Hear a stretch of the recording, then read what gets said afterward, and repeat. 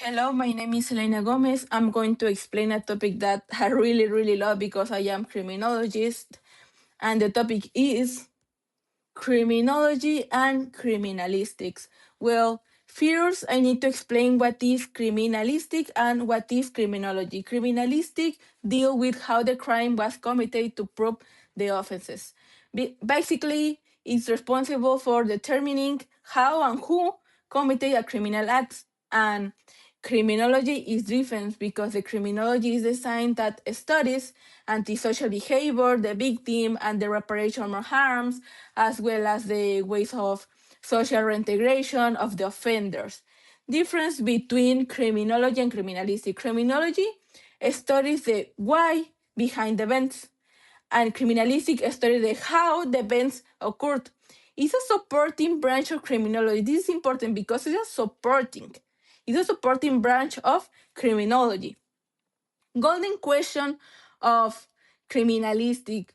How was it? What happened? When did it happen? How was involved? Where did it happen? Why did it happen? With what? With what was it committed? Determine the object, tools, weapons, use the crime. Some question criminology. Answer. Why do crimes occur? Why do people commit crimes?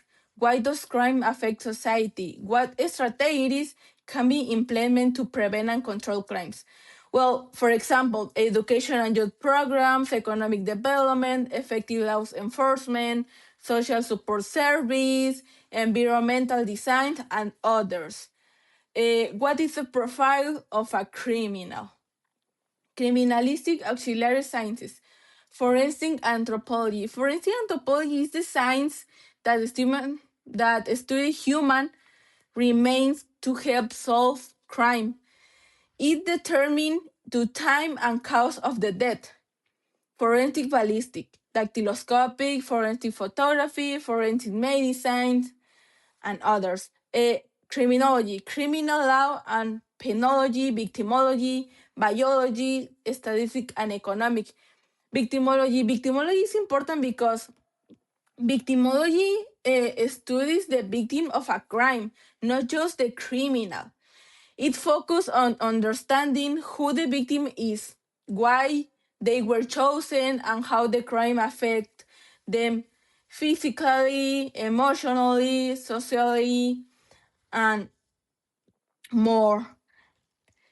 Next, the fundamental principle of the criminal investigation process include protection of the crime scene, observation of the crime scene, documentation of the crime scene, collection of evidence, chain of custody, submission evidence to the laboratory, preparation of the expert report.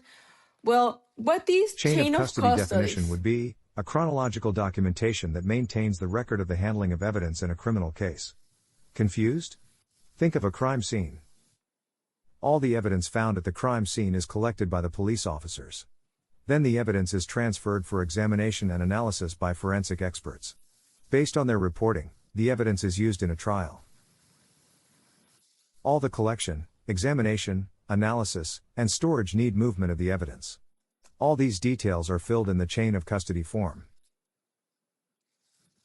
It is crucial to maintain proper documentation of all this activity to ensure that at no point evidence was compromised. This chain of custody provides a correct record of handling of evidence throughout the investigation. Evidence can include anything from blood, DNA samples, clothing, digital data, and such. This is why it is essential to maintain a proper record of the chain of custody to ensure that at no time was the evidence handled improperly. To end with, the chain of custody is given more importance than the evidence itself since it is what proves the authenticity of the evidence.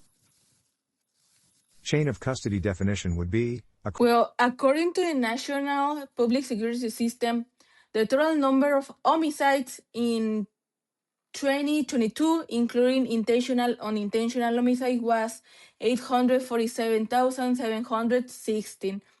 In 2022, 790,869.